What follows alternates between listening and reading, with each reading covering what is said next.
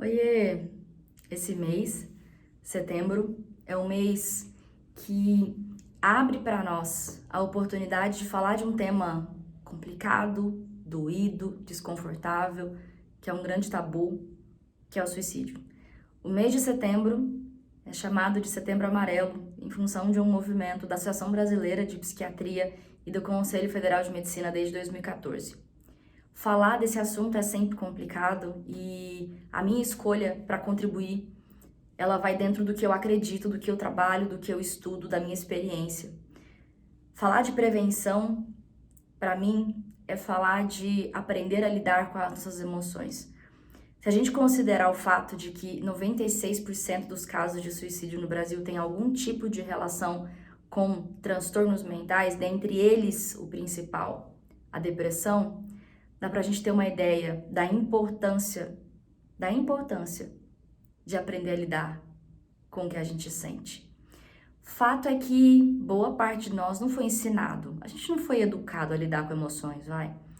Quando a gente sentiu raiva pela primeira vez, disseram pra gente que era errado.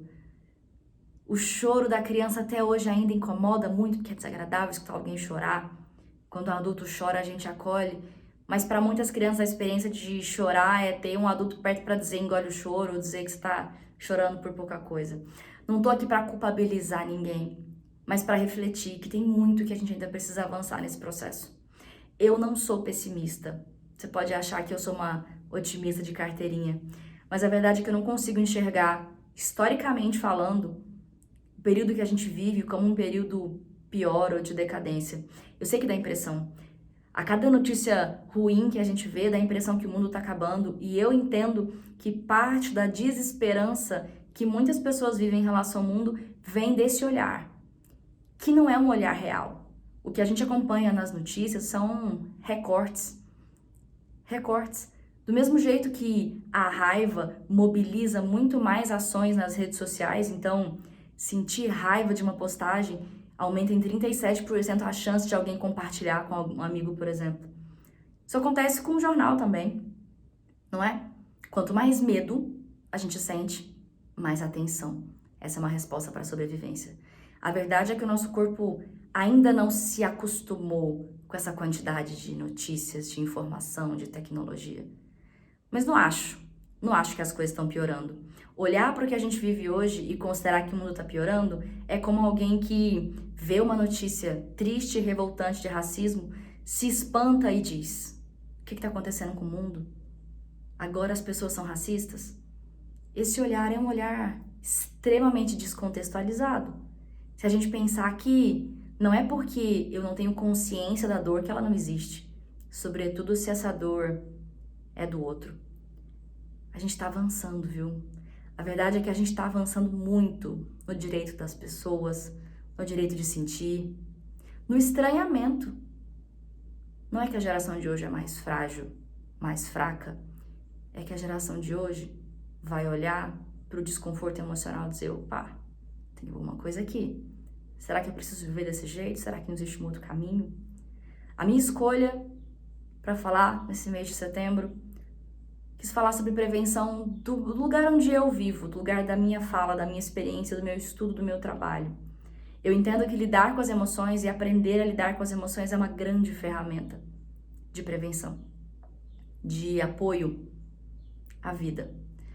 Inteligência emocional, que é essa habilidade humana treinável de lidar com as próprias emoções, de identificar o que se sente, de lidar com as emoções dos outros, de se manter motivado, é o terceiro pilar do método Leal. E eu desenvolvi o método Leal num momento em que eu era orientadora educacional e que a apatia dos meus alunos me gerou uma estranheza, um desconforto, me tirou do eixo. Conviver com alunos, com jovens, com adolescentes apáticos que quando eu perguntava: o que você faz ao longo da sua semana que é para te deixar feliz? E eles me respondiam coisas como: feliz? Como assim? Não sei. Não sei, não tem tempo pra isso. Talvez a felicidade agora seja um empecilho, porque eu tô correndo para ser aprovado. Precisou de um movimento científico forte, que é a psicologia positiva, pesquisar e dizer: olha, mundo, talvez a felicidade não seja um problema. Talvez ser feliz, inclusive, seja uma vantagem estratégica. A gente corre atrás de tanta coisa que em alguns momentos a gente pode pensar que os amigos, que a felicidade podem ser um empecilho para a conquista.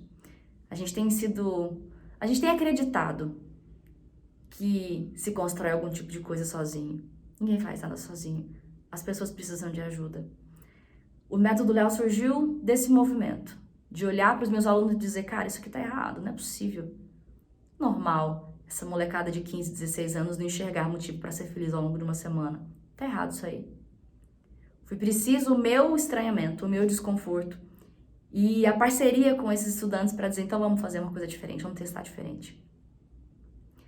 Há pouco mais de 2 anos atrás, quem precisou dessa ajuda fui eu.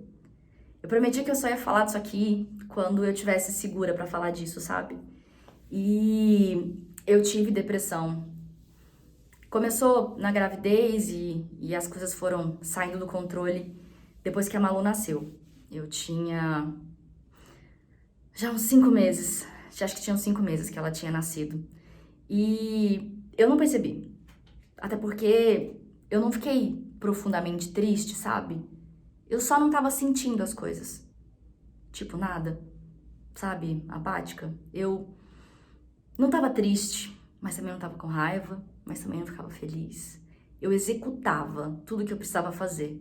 Então, trabalhava, cuidava dela. Eu comecei a perceber quando outras pessoas, as pessoas mais próximas, falavam, Fê, tem alguma coisa errada. Comecei a esquecer, escovar dente, de me arrumar, de pentear o cabelo. E foi importante que pessoas próximas a mim dissessem, olha, isso não é normal, tem alguma coisa aí, tem alguma coisa aí. Como eu não sentia nada, não me gerou um desconforto e uma vontade de procurar ajuda. O olhar de outras pessoas para mim foi fundamental para que eu dissesse, acho que eu não tô bem, não. As minhas amigas que já tinham tido filho, minha família, isso foi fundamental para mim. E aí eu voltei para a terapia. Continuo na terapia. Hoje me sinto muito bem, muito bem. E como é importante poder falar disso. Dizer, olha, tá tudo bem não ficar bem. Quando a gente não tá bem, que a gente se permita se conectar com as pessoas que nos amam. Ninguém precisa passar por nada disso sozinho. Pessoas ajudam pessoas. Nós só sobrevivemos evolutivamente porque a gente se ajuda, porque a gente se apoia. Então, se cuida e tamo junto.